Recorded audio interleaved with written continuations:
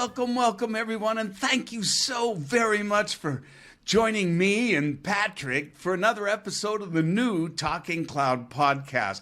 My name's Grant Asplund. I'm thrilled to be here with you, and thanks so much for joining us. And, of course, with the co-hostess of the mostest with the mostest, Patrick, how are you, man? It's good to see you.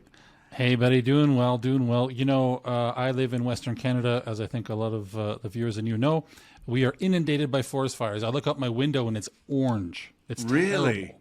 Oh, yeah, my. like we're safe. You know, we're just outside of Calgary, Alberta. We're pretty safe here, but all around the province, there's tons and tons of grass fires. So, Wow. you know, thinking about all those people for sure today. Well, if Patrick puts a mask on, you'll all understand it's not a COVID thing. It's That's right. strictly to make sure he's breathing clean air. Well, here in the Pacific Northwest, we've had our first heat wave that's been spectacular, actually. Although we had some interesting kind of change, had some thunder and lightning in the hillside, which was kind of fun to watch. Got a little different sprinkle. for you guys. Yeah. But really beautiful, good weather. So, awesome. Hey, you know, I'm super this week. I mean, I'm super excited. We got a great CISO, I know, for our guest. So let's not waste too much time. Let's just jump over, get this news taken care of, and we'll move on. Okay? Let's do it. All right, off to the newsroom. Okay, so I've got just a few stories that I wanted to talk about. First, I thought it was interesting. My first thought when I read this headline was, that's going to be a box that'll be default checked yes. Right? So true. That's right. I mean, That's right. I mean, I got to believe that's like a almost 10 out of 10.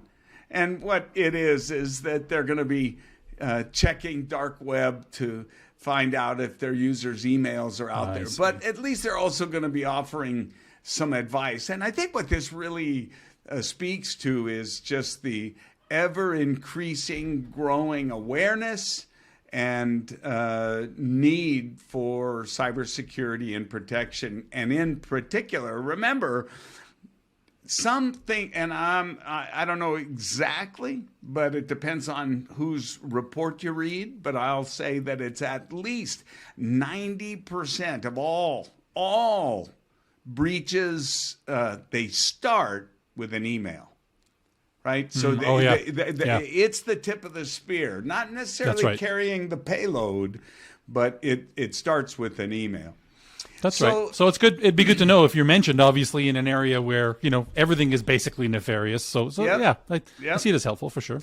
So speaking of emails, who has not just been inundated? Look, I don't even use Facebook, Patrick. I mean, I remember I created a page really kind of more because my daughter was into it at the time. This was several years ago. And, you know, sorry to all you friends of mine that do frequent Facebook and feel neglected when I don't reply. But sorry, I don't. But, man, I was noticing, I think, you know, I got like 15 requests from the same person. And I saw this headline, and it explains why. Apparently, some hack, some boo-boo in the code that resulted in unintended friend requests being sent. So not a hack, a glitch. A glitch, yeah. I didn't mean I see. hack, a glitch, but oh my God. Explain some of the weirdness you've seen lately, huh? Yeah, well, I just, you know, I get way too many emails of junk anyway. But so moving on, you know, everyone knows that listened, and frankly, anybody that's even turned the TV on or is, they know AI. It's AI, AIO. I mean, it's everything's AI. Yeah. And I actually was watching a program I'm going to talk about in a second, but this kind of caught my eye that, you know, we're getting all kinds. This is what happens, right, when code gets ripped off or is extensible and has as much open source within it, people extend it. And so here you can see a computer science student. He's got a project called GPT for free. And I saw a reference, and I don't have the details on it. I didn't get a chance to research it, and it has to do with my next story. This is just really highlighting how it's out of control. We asked, is it too late? That was one of the questions we had when we kind of had that segment that focused on this. Right. And that video, I encourage everyone to watch, the AI dilemma from That's right. What is it? The Center for for Center Computing. for Humane Computing. Thank you, or technology or something. But you got to watch it. You have to watch it if you haven't. I'm going to stress it again. But you know, the issue is it's become so big, and it's really out of control. And this is my final story, and I'll bounce it over to you, buddy. The Judiciary Committee, I believe it was, testified today. So you had Sam Altman, the OpenAI CEO. You had Christine Montgomery from an executive at IBM that's involved in all of their AI, and then this guy, Professor Gary Marcus. And I got to tell you, you really should watch this. It's very, very interesting, and in particular, pay attention to the comments from Dr. Marcus, because when asked, what should we do? These legislators are looking for specifics. He was the one that said, we should have an FDA or an equivalent, right? And that's think about that. That's not having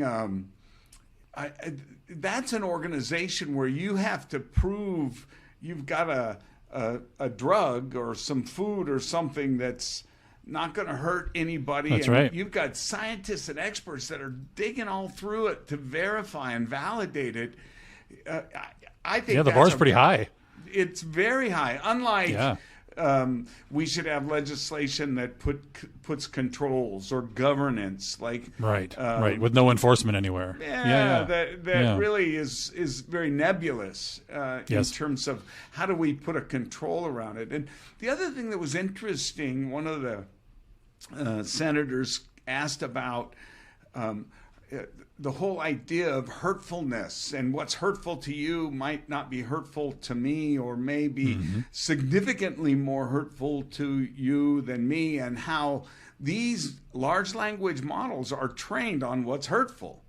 And inevitably, they're going to be influenced by the trainer.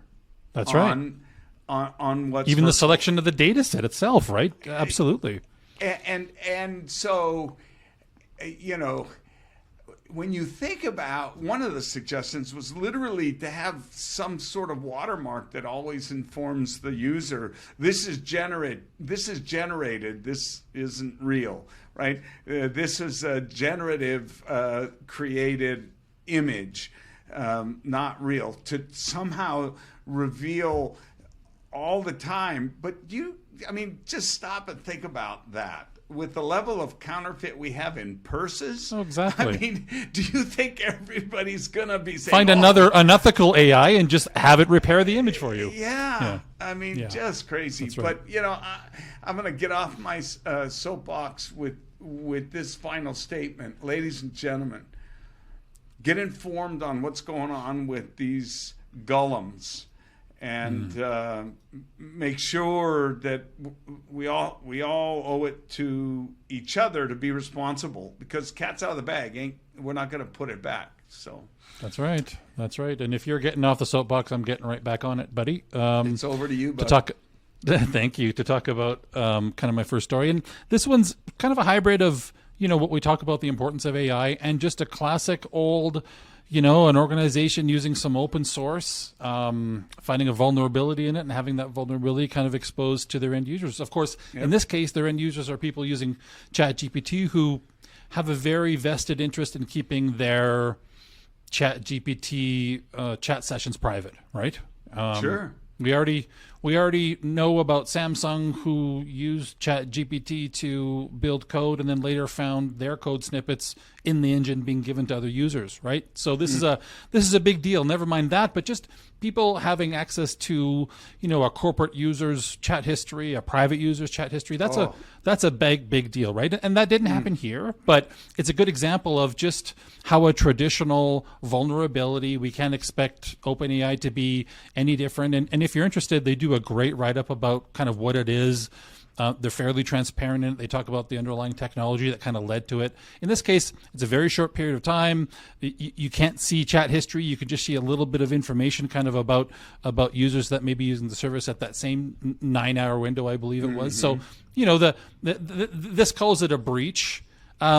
It really wasn't. It was an unintended sort of data exposure event, but it was wide. And if you knew it was happening at the time, it could have been pretty disastrous, right? It's like leaving your curtains open when you're taking a shower or something. It is. It is, and having the most valuable information inside that shower, right? Yeah. Right. It's a scary thing. It's just a simple bug that would be probably a lot less consequential with any other organization is a real scary thing, for OpenAI, and they're going to be a target. You talked about it. They are absolutely going to be a target. We know. Come on. The bigger you are, the bigger you are a target. That's right. And when you boast 100 million users in 2 months. That's right. Who else can say that? No one. Nobody. So from a target perspective, you're enormous, and I can guarantee you, Patrick, the odds are pretty good that at least 1 or 2 of those 100 million are nefarious, are bad actors, have negative intentions. Right? Nasty, nefarious intentions. So it is very concerning. And again, my big concern is that there are so many aspects of this technology that we don't understand why. Right? Go back to the video. Why did it learn math or arithmetic? We don't know. Why did it start answering in Peruvian? We don't know. Yeah, and when? Why did it do this at the time it did? And we can't predict that well. And how did it acquire theory of mind? Why was it able to all of a sudden become capable of thinking strategically? Mm-hmm. We saw that evidence. No one seems to be very alarmed by that. But I heard a statement by, I think it was the grandfather of AI, the guy who just recently quit Google, and his comment was something like, and please, it's not verbatim, but it's something like, I've never known of a more intelligent being controlled by a less intelligent one. Boy, that doesn't say it all, does it? Boy. Think about that. Yeah. This is what we boast, we meaning you and I, human beings, right? We're the smartest, we're the superior. Some argue that's not true. Maybe some creatures are smarter. But at the end of the day, human beings rule the roost. Well, and let's tie it back. If you remember that video, the AI dilemma, right? That statement could be true about this latest kind of second wave or the first. Yes. Right? Or the first wave of AI that was kind of behind social media that we didn't interact with like we do with these kind of, GPT models, but we're definitely choosing what we would see based on our activity, right? That's a form of AI absolutely as well. Completely. Yep. It's really, it's still kind of concerning. Well, kind of very concerning to me, but more than kinda. No kidding. No kidding. More than kinda. No kidding. What I want to talk about next is something, pretty true to you and I's hearts for sure. We came from this, I feel very privileged that we came from this world where we sort of defined what a cloud security posture manager was. It was this, always watching set of eyes that looked at all the configuration we made on the public cloud, mostly AWS, Azure, or GCP. Right. Made sure we did things for a best practice kind of way. In the last maybe, let's say 5 years for sure, we've seen more specialized versions of these come out. Certainly, we've seen the same on the workload side, but now we're seeing the same on the data side. And they call these DSPMs, or data security posture managers. They're more focused on data and a little bit of identity, although I think that's maybe a separate bucket unto itself. Really interesting that Datadog, only 18 months old, is ripe for acquisition, it appears. Yeah. Wow. That's a good ROI at, couple of years old. You're onto a good idea. It is. I think they raised, if I'm not wrong, I think they raised something like $70 million. So it's really, for 18 months, that's pretty great. And I think it speaks to the value of, the fact that CSPMs were a great start, but they don't do everything. Yeah. Right, they're a real generalized tool, and now we've got these other sort of pockets. We see some around data, we see a lot around identity, we see some around AppSec too. Kind of what cloud security did for resources and infrastructure. Kind of we're thinking about now how we replicate that on the application security side and take those lessons learned. So, on one hand, we see all these surveys that say we're using less and less tools. We want more wide platforms. On the other side, we see a lot of success like this with, stratified tools that aren't all in one. Yeah, and I think also posture is becoming more stratified almost in terms of, I'm not just looking at, hey, are my S3 buckets unencrypted, right? I mean, we're getting more granular on what. That's right. What we're at what things we're checking the posture of, right? Yeah. And we were talking before. It's kind of interesting how language has evolved in the industry, where things like posture, right? Before posture, it was kind of configuration. That's right. And I think there's still. They're being addressed, but there's still some shortcomings with posture, because it's still kind of a, hey, you're out of bounds. That's right. Hey, you're really vulnerable. And certainly the next part of it is the remediation. But I think that there's a lot of advancements that seem to be occurring within this now CNAP, and who knows what it'll evolve to be called.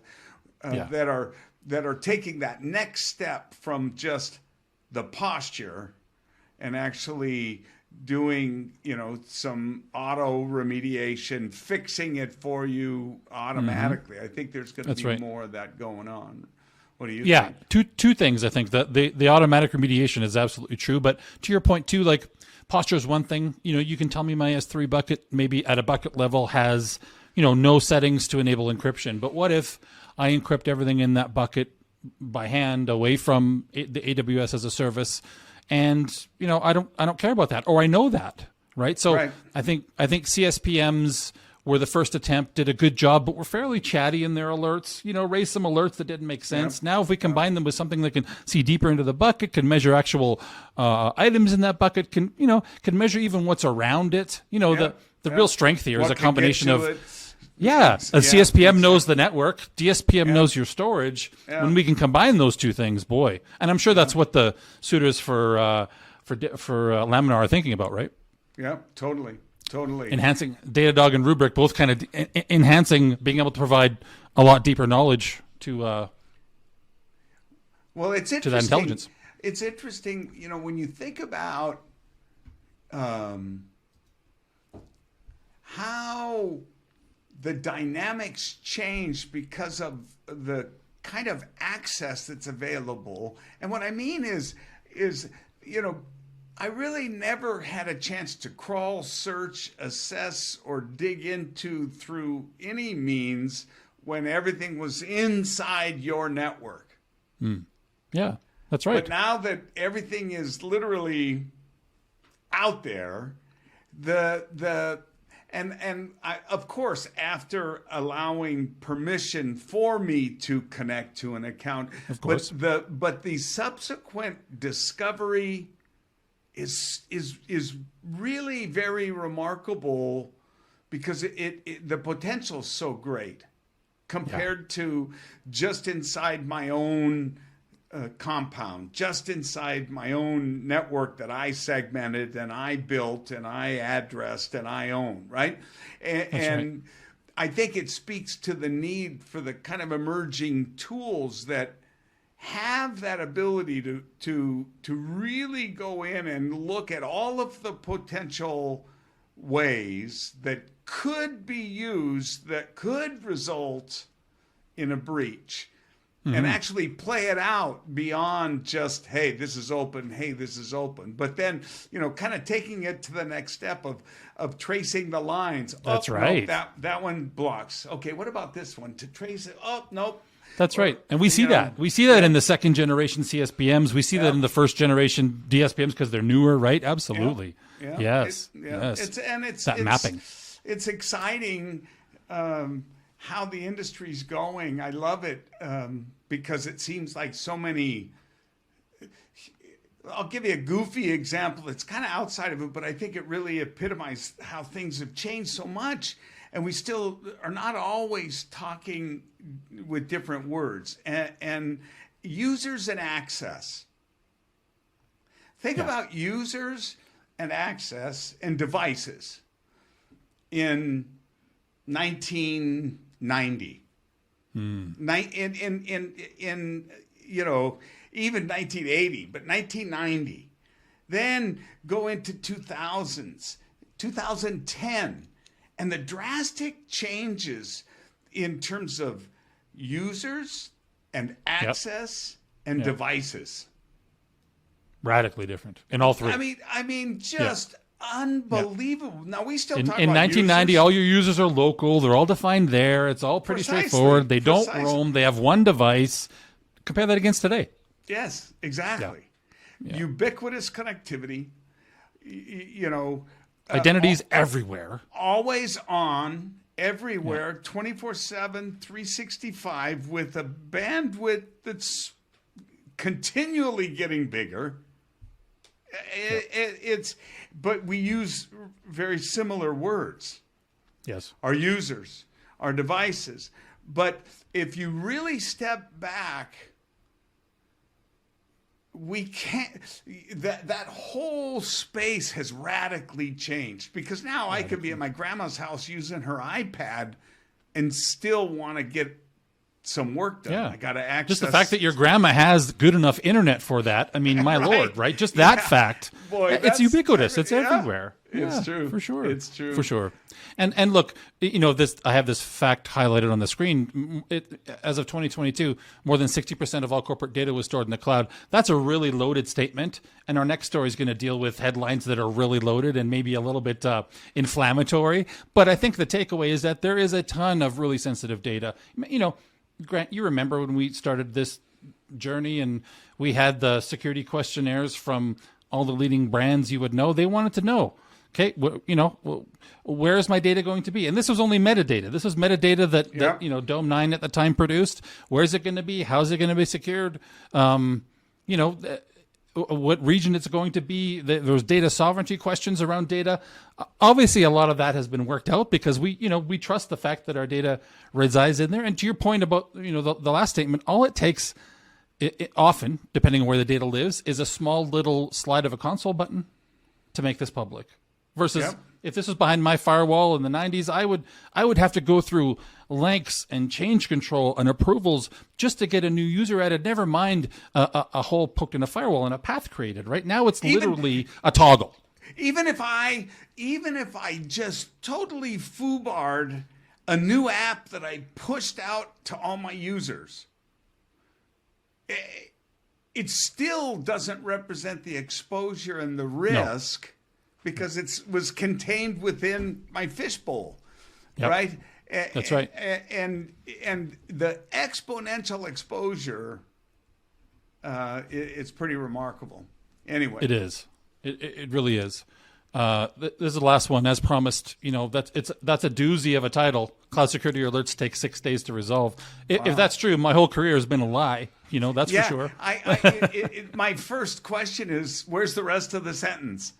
That's right. And there is a little bit, right? But that's a doozy of a it's a great headline for sure. It's a great headline. It is. Because but that's like saying, something emphatic that it's almost to the point where it kind of will for me anyway, it's like, oh, come on. That's not true. I mean, you can get an alert and fix it right away if you've had the tools in front of you. So that's right. Obviously, there's more to it. Absolutely. And the reason I wanted to bring it up is some really interesting little tidbits in here. This one's really good. 5% of security rules trigger 80% of the alerts, meaning only a small number. We're doing a small number of things very, very, very wrong. And I'm sure those things are identity and conditional access, to your point. You know, when I have a contractor and they need something done, I'll make that change. But then will I be disciplined? And remember, this is at scale where I've got tens or hundreds or thousands of accounts and all this activity going on. Do I have the rigor? Do I have the process to go back and follow it up and close that hole later and justify it? And, you know, does my IT team have that process and that bandwidth to be able to do that? And I don't know, if people really always understand the ripple and how far that ripple, if you will continue to go if you don't stop it, right? I mean, and it is precisely because we're not really totally contemplating and appreciating the when you have an identity. The only reason you have an identity is an associated privilege or policy or capability. Yep. So that means you have to make sure it's like a pipe. You know, there's a hole on both ends. Yeah, that's right. Yeah, that's absolutely right. And the other thing that I thought was really interesting in this article was the fact that, you know, we have leaked credentials stored everywhere. And if you've been paying attention to that second generation of CSPM market, they search for these, even in the generic kind of CSPM. Now the CSPM is responsible for workloads too, right? In this kind of agentless approach that we've seen popularized by the two big ones and then adopted by everybody else. But, you know, they will, in those workloads, search for these very specific things, credentials, logins and passwords, tokens, all this kind of thing, right? Because it's and we know better. If you're building for the cloud, at least, you no longer have to do this. There's a way to, you know, provide these credentials to your app in a runtime kind of way for a short period of time when the machine boots. You don't have to embed these in configuration files, right? But we've talked about this. The cloud looks very familiar. How different is it than the virtual server in your data center? Well, it turns out it's a lot different. It's got a lot more capabilities, right? The things you did in your nice trusted little network, to your point, you can't do here, like embedding credentials. Yeah, exactly. You can't. When it's a toggle switch away for access, you can't do that. Yeah, that's exactly right. And that toggle switch, I think the other key point there is it looks like every other toggle switch. And I got a lot I'm doing. Meaning, you know, there's a lot of screens. There's a lot of configuration checkboxes and toggle switches. That's right. More screens than we ever have time for. That's right. Yeah, and it's why configuration errors still continue. I think it's in the 70% now instead of 99 in terms of concerns. But it's still a big one. It is, and I think this statement is a really good indicator or weight for the DSPM, right? Because a cloud security posture manager, other than this next generation that start to do this, won't tell you, hey, you've got embedded credentials somewhere. They don't have that visibility. Right. A DSPM, at least a good one, will, right? It won't just tell you about the bucket. It'll go in, it'll search that content in your S3 bucket, and it'll say, hey, I found credentials. And worse, if I find credentials in an open bucket where there's a real path to, I want that risked higher than anything. Yeah, exactly. If I find some credentials in a private bucket, I want to know about it too, but I want that risk way, way down here, right? So context is another really important piece of this. But, you know, I thought that was a really great statement that kind of wrapped up this with a nice bow on it for sure. Yeah, very good. Yeah. Well, we're going to, I think as we continue, there's no question, data. This will be the topic. It's data, access to data, exposure to data, control of data. It's going to be data, finding the data. Everything's going to be around the data, because data and relationship to identities. That's it. Because all the other limitations are going away. And what I mean by that, when I say limitations, and we've talked about it before, but I mean, things are getting fast. Yep. Things are Ubiquitous. getting always connected. Yep. And the devices are keeping up with me. You know, they're also really fast and always connected. And as those things happen, those are game changers because the technology can continue to become more and more invisible. Yes. Right? Right. It's less and less of I'm waiting for it. Yeah, I'm waiting. You know, that's less of an issue. And as that becomes less of an issue, it's the data. The data's getting to me faster. More amounts of it are able to be moved around and accessed. I mean, I'll give you a goofy, stupid example. 10 years ago, 20 years ago, my wife said to me, hey, I've got this SBA loan application and they want our tax returns from last year. The effort I'd go through, even 10 years ago, even 5 compared to today. I went to my laptop, bing, bang, boom. This link will expire in, 6 hours. She gets it, click, download. She's got the 35 megabyte PDF of our complex tax return. Boom. Wow. No doubt. And the younger you are, the more you assume this just is the way it is. That's right. And the older you are, like me, the more amazed you are. But my point Absolutely. is, it's the data. Yes. Oh, it's. I mean, hey, buddy. The fact that in 2 days, I'm about to travel 16 hours by car to go install my internet in the middle of nowhere. I'm moving to the middle of Canada with zero infrastructure, and I'll have at least 200 meg down in the middle of the bush, thanks to Mr. Musk. Whether you love him or hate him, right? So now, but truly ubiquitous anywhere you are, anywhere. Yeah. And we're not talking a little bit of cellular bandwidth. We're talking a lot of bandwidth. Yeah, and so to do everything. Your ability to move a 35 megabyte tax return of 70 pages, which has some pretty important data. Absolutely. And this is what I mean.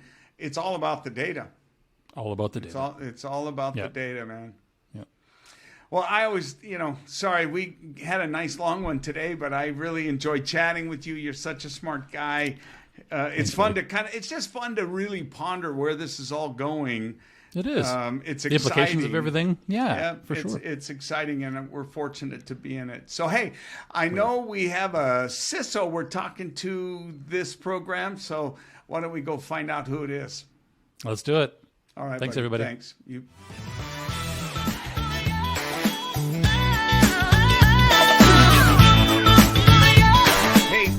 Wow, I'm so excited about our guest today. I can't even tell you.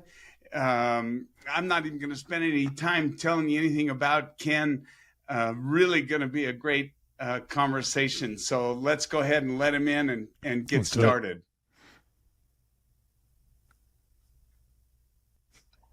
There he is. Mr. Foster, how are you? I am doing well. How are you doing? I'm terrific. Thanks so much for being on the program today. Yeah, no problem. Let me trying to get into a parking lot so I can park here. Well, that's probably safer. It's been probably safer. It's been one of those days, Grant. It's definitely been one of those days. Well, I can say fairly confidently we've all had them, my friend, and it's awful gracious of you to be willing to pull it over and put it in park for us for a few minutes. So thanks a ton for joining. Oh, absolutely. I'm looking forward to the conversation. So let me just, dive in right away. I'm going to call you Ken. I hope that's okay instead of Kenneth. That is perfectly fine. But I want to introduce you to my hostess, co-hostess with the mostest, Patrick Pushor. I don't know if you know Patrick, but Patrick is very long. He's always very modest, but he's been in cloud for a long, long time, done a lot of interesting things, and I always felt sort of shorting people because I didn't have the technical chops on the program. That's why I've had Patrick on me, and he always makes sure I'm not off the reservation too far. But no, he's a great guy. Ken and I met, gosh, Ken, I think it was in the pandemic or it was somehow during. Oh, it was probably right in the, it was actually probably before then, to be honest with you. I mean, this is probably back in your early checkpoint days and back when I was, yeah. You know, that's, you know, it's crazy. I forgot, you know, I was looking on when we actually connected, but you're exactly right. It was, I don't know, maybe it's just the fact that I'm getting sold. I forget so many times, but enough of that. So listen, thrilled to have you on Talking Cloud podcast. I really didn't give you the kind of introduction I think you're really warranted or worthy of.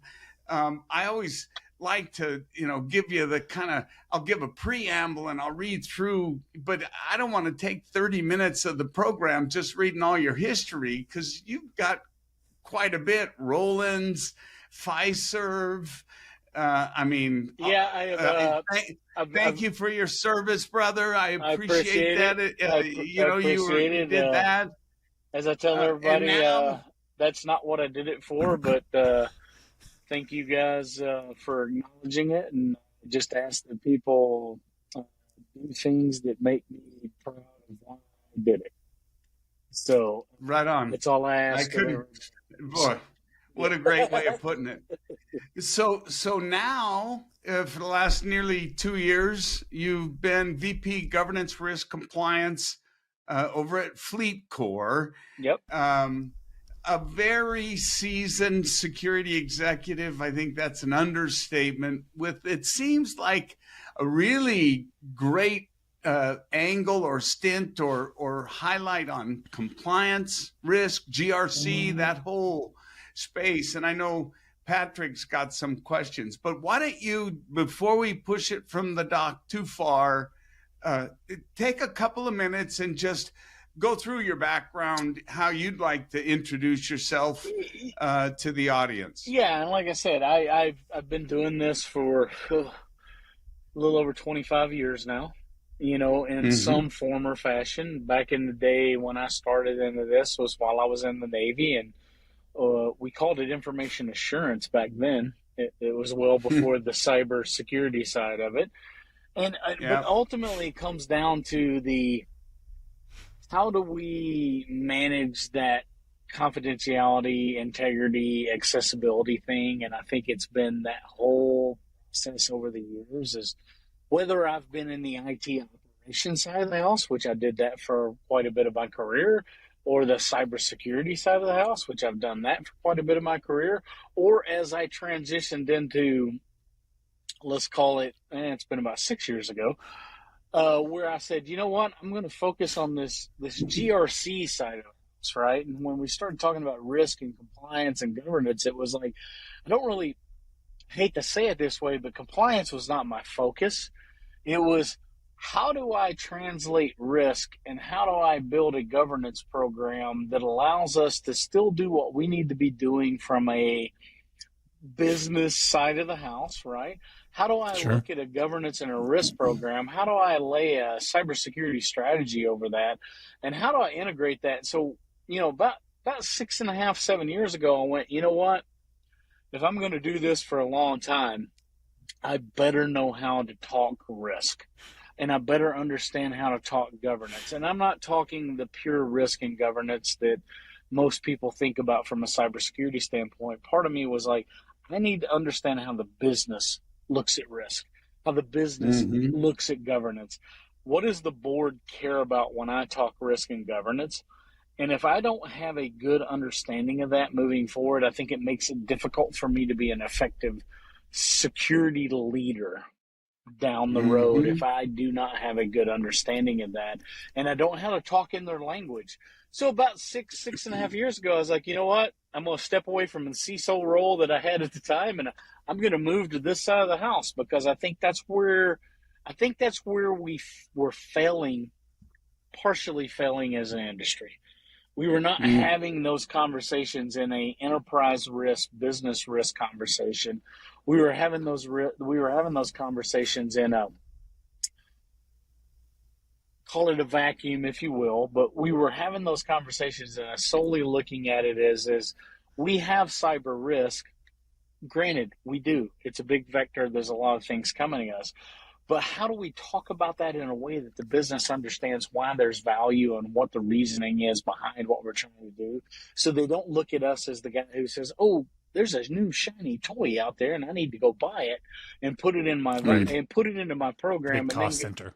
Big cost center, right? Cost center, not business enabler, I think is the way you look at this, right?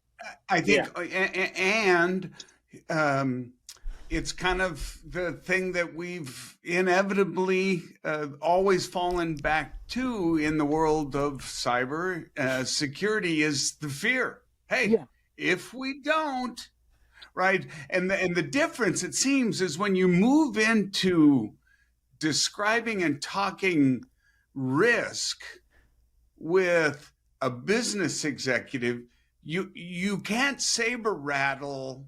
It's got to be in the context of why it matters to me, why it matters to our business, right? You brought up a great point, Grant. It's why does it matter, right? And you see this across the board is measure what matters, perform what matters, do what matters, right? Because in a lot of cases, I think we've looked across the board and go, bad guys are doing bad things and we need to do things because there's this risk out there. And it is. I don't want to downplay that. Yep. There's risk out there. There's things out there. But what does it mean to me? What is the context? And I often say this, right? Data without context is noise. Data with context is intelligence, right? And as we look at intelligence and we figure this out and we start looking at context, we start having these conversations. And if I've had the conversation, which I should have had very early on as a security leader with my board or executive team, what is your risk appetite and what does risk appetite mean to you? How do we look at risk? How do we understand how that impacts what our business is trying to accomplish? Because our business is trying to make revenue. They're trying to make money. That's how they pay my salary. That's how they pay everybody else's salary. So how am I enabling that revenue or how am I impacting that revenue? If I'm not having that conversation up front, I am now the guy who's in the way. And if I'm the guy who's in the way or the department is in the way or I'm the toll gate, I've put myself in an untenable position moving forward. If you're not, if you're not enabling, you're inhibiting, right? Right. You're the obstacle, not the accelerant, right? Yeah. If you ever run a program and got to the point where you're the toll gate, you've approached the program incorrectly. That's my opinion.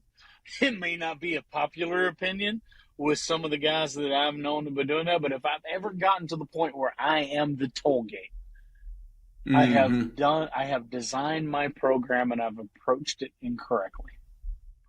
We could be talking about backups and DRP. It's the exact same scenario, isn't it? Absolutely, Patrick. Absolutely. Because if we start talking about and let's take that language, right? Let's take that context and let's go backup DRP. Okay. Well, what we really should be talking about is business resiliency, right? And business resiliency is not just backup and DRP. It is also cybersecurity.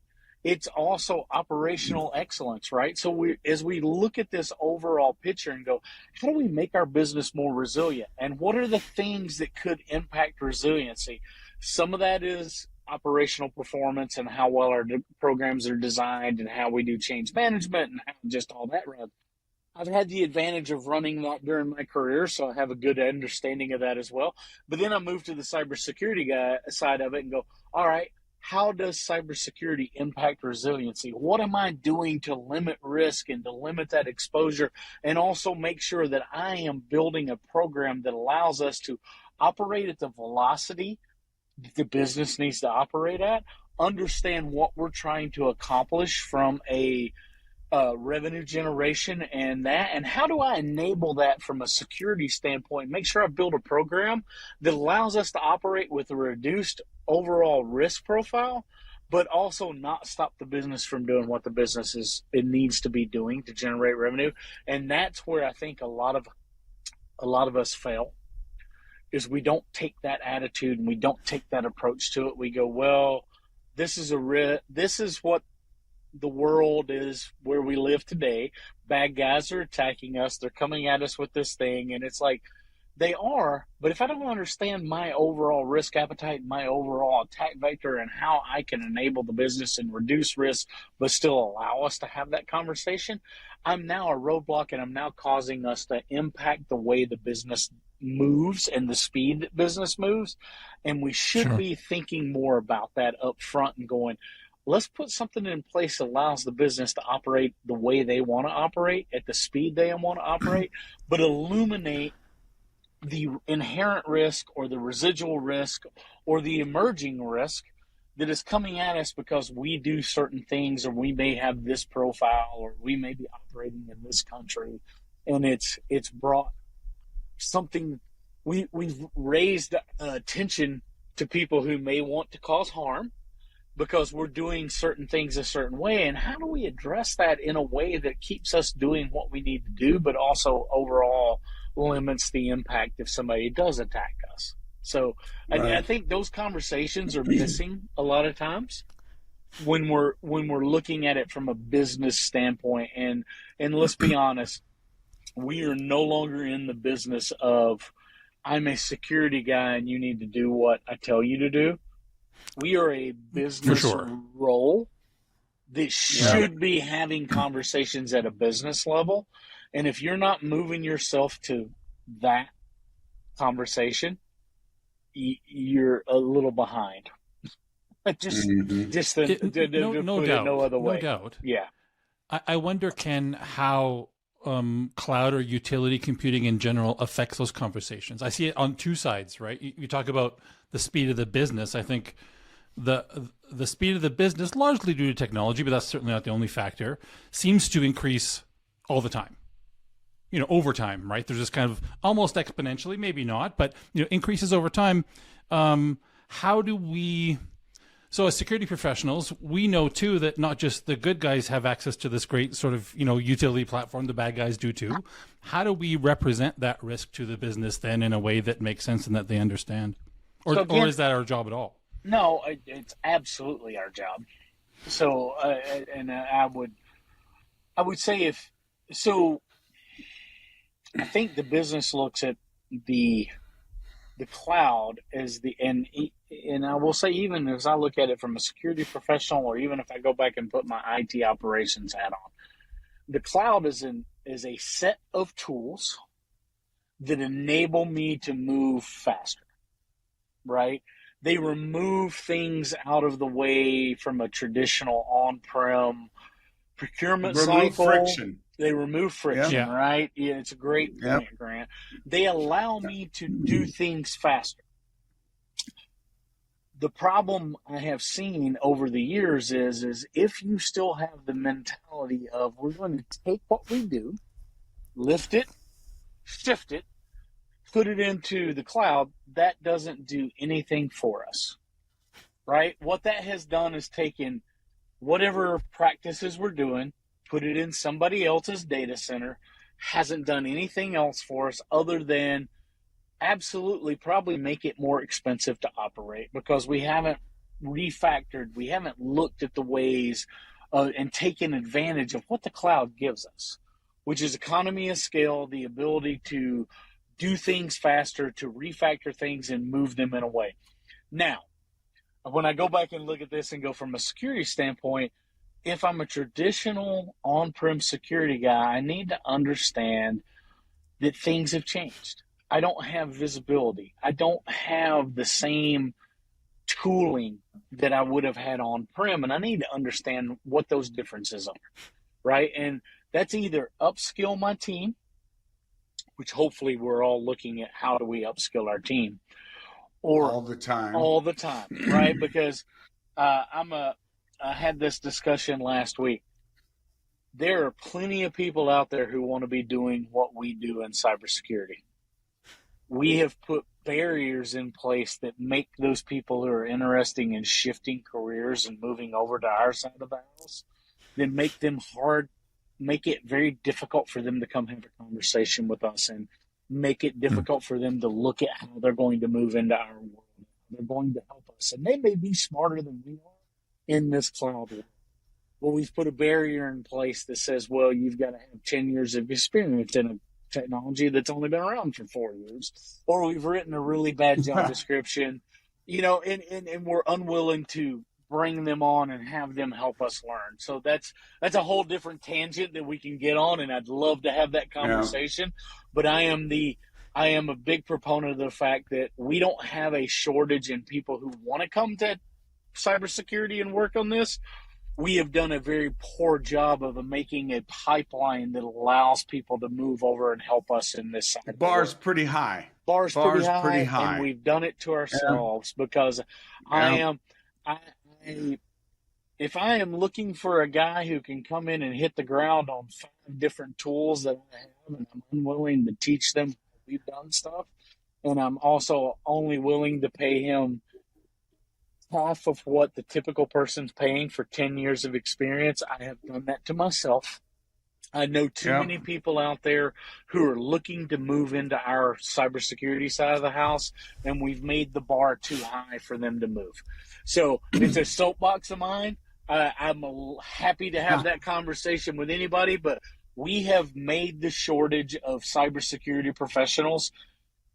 We've done it to ourselves because we haven't figured out how to have that conversation, how to get these people who are interested in doing what we do and have the chops. We're just unwilling to train them and let them have access.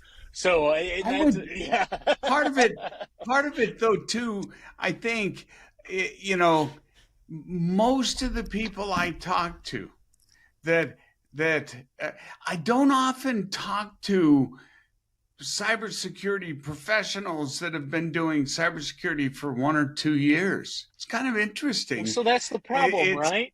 That's the problem, Grant. And we do need that, but the counterbalance that is, 25 years ago, we needed to know about a firewall, an antivirus, and all of those things have kind of, we've collected all that stuff as the snowball's grown. I think it's a tough industry to understand how big it is. It is. Because the people that are evaluating you before you come in are expecting you to have that same vast snowball of knowledge. Well, and here I'm gonna put it this way. So 20-ish, a little over 20 years ago, when I started doing this, my training was in missile radar systems. I worked on missile radar systems. I had a lot of deep electronic engineering understanding. I had some Unix understanding because that's what ran. I was going to say. Yeah. Bit of Unix, bit of Ada 83 perhaps? Yeah. No, back in those days, right? I knew how to write some stuff in Unix. I knew how to work on Unix mainframes. I knew how to do that. Like I said, cybersecurity didn't exist. The PC was new. Networking was new. I had a curiosity that, to be honest with you, stemmed from early computer gaming. Because me and a group of friends of mine were stationed on a ship out in the middle of the ocean for 6 months at a time, and we're like, we need something to occupy our time outside of the radars we worked on. It's like, let's build a network. Let's build a file system. Let's figure out how to do this stuff. So I had a curiosity. That's fine. And next thing you know, you're playing Doom on the network. Exactly. Right? Then, lo and behold, the command was like, hey, we built a website. We need somebody to be designated as an information assurance officer. And they're like, a lot about this stuff. you're now the information assurance officer. So I kind of fell into it, right? Yeah. But to be honest with you, there's a lot of guys who are my age, right, and started out like I did. We all kind of fell into it, right? We all took a non-traditional path into what is cybersecurity. I think we really need to go back to our roots and think about that. Because if we're putting the roadblocks ourselves in place to go, most of us, look, I'm the guy who tell you, I have zero formal cybersecurity training. Zero. I got you beat. Yeah. Yeah. I mean, you and I are the same, brother. Yeah. I mean, exactly. I have same. Zero formal. I've been a CISO twice. In the last CISO job, I walked away from it to go move to where I thought the industry was going, because I'm looking forward thinking, going, I can be a CISO, I can do what I'm doing and be happy with it, but where I want to enhance my career is I need to understand and learn more things. So I think that curiosity is in me, but I also think that's in a lot of the people who are moving into cybersecurity. They have curiosity. We need to nurture that. We need to build programs that allow them to move into that. And when we're talking cloud security, right, the speed and the velocity of what we're doing at cloud is great. What we need to do now is look back and go, okay, the vernacular has changed.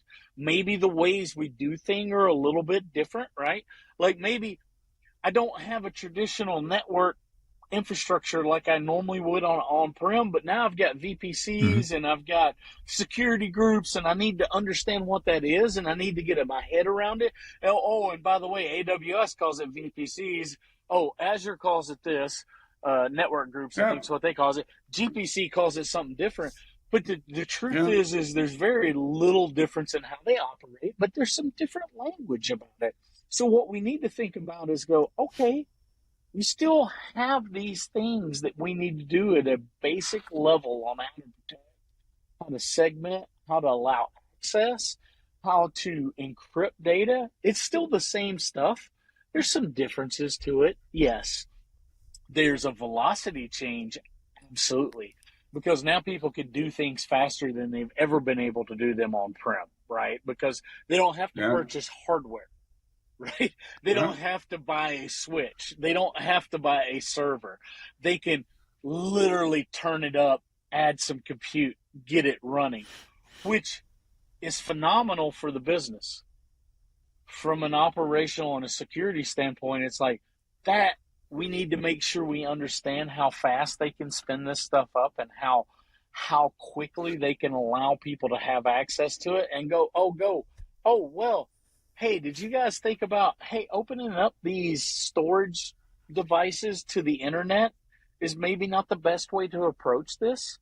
Maybe you need to rethink how people access data in your application. So we need to spend more time with our business leaders and our app dev teams and going, have you thought about the exposure level that you're doing if you design it this way? And have you thought about it in these ways? And have you thought about building it in a way that minimizes access and only gives people access to what they need? And that is the discussions. If we're not having those, we've done ourselves a disservice, and we've actually increased our risk level because we're unwilling to have that conversation. And that's the one thing I'm trying to tell everybody. Yeah. Let me ask that, it seems in the last few years, and Patrick, you can, add your 2 cents to this, of course, please. We've really seen an increase in assessing risk as opposed to necessarily just saber rattling the sky is falling and it comes to, you have to do this, it's dangerous, right? We're getting more sophisticated with how much is it going to cost and how often does it happen, and do I really need to do that? I only have 3 out of 3 million, or you know what I'm saying? It seems like it's become more sophisticated from a risk perspective, and then also compliance seems to have increased its reach. there are more concerns that reach more businesses. I mean, Patrick, I know we were talking before Ken came on about some of the things we wanted to talk about with him. You want to throw in your comments? Yeah. I mean, and Ken already said it. I mean, from a practical perspective, if I spin up a very small network, a single VPC, maybe 5 virtual machines in it, and I point a cloud security posture manager at it, it'll find over 1,000 items of inventory in that small network. Yep. So that's 1,000 pieces of resource, whether they're in my data center or they're not, that I can somehow configure, which means I can get it wrong, right? And so I hear you loud and clear when, the business sees that capability as amazing. And we've heard, the early cloud computing application examples where you're kind of time to value versus, to your point, Ken, the procurement cycle, the hardware cycle, everything. I mean, it's a ridiculous comparison these days. Yet we also know that security happens to be the last thing that anyone ever thinks of, maybe not even thought of at all until your department comes along, Ken, right? So how do you get in that process without being a gate? How do you get in that process to review architectures, to say, hey, business team, it's great that you want to use AWS, but it comes with these concerns, right? I mean, how do you do that without being a gate? So I think the best way I can put it, and I have truthfully had these conversations over the last 6 months a lot. Our job is a relationship job, right? So if you're at a senior level in cybersecurity, it's as much about relationship building as it would be if I was a sales guy. Right? If I'm a sales guy trying to sell me something, I got to do the same thing from in-house as a security leader. I have to sell my strategy. I have to sell my risk reduction. I have to build a relationship with every business leader, with every dev leader, with every CIO that I work with, and go, do you understand? I understand what you're trying to accomplish. This is what I'm trying to do to help you minimize risk. And again, it goes back to that business resiliency conversation. If I'm doing if I can build that relationship and help them understand how I'm going to help them put resiliency into their program, going to allow them to actually operate faster and at a velocity that they want to operate at, and I'm not going to be the toll gate because I've told you up front the things that you need to be doing. And if you stay within the guardrails that I've designed, I am not going to step in and be a toll gate. I'm going to be out of your way. I'm going to let you operate at the velocity you want to. We're going to make sure that the risk level is where it needs to be. Go forth, conquer. If you try to step over that guardrail, we need to have an additional conversation. Right. An example of stepping over the guardrail. So let's say I have told you that, let me think about it like this. Let's say I've said, okay, we have a secured environment. It's segmented off. Everything you do within this, the sensitive data lives inside this environment. You've now asked me to connect another environment into what we've considered sensitive in data, and you need me to punch a hole in the firewall or allow access from a desktop to this environment. That we need to have a conversation about, right? If your development... That's not me stepping out of bounds. I'd still have to come to you and ask you to punch a hole. I mean, I'm just trying to... Would it be like... I'm at home and so I end up using some SaaS that I'm not supposed to, and some shadow IT kind of thing. Let's think about shadow IT in a way like this, and this is, we have authorized applications, right, that allow you to do it. If we've done our environment correctly, and you ask for a new device, a new SaaS platform, it needs connectivity into whatever we've locked down, right? You're still going to have to come to me and ask that question. Are there situations where they're going to be able to connect stuff in and get to it from a SaaS thing? Probably. Let's be honest, we're not perfect. It's going to happen. Yeah. You're eventually going to find it where they're going to say, oh, well, yeah, we had Salesforce doing X. Now we're pulling this data into Salesforce. And sometimes that's through the conversation and the assessments we go through throughout the year, and we may find it, and it may be questions that we go, well, why did you do this? What's the business need around it?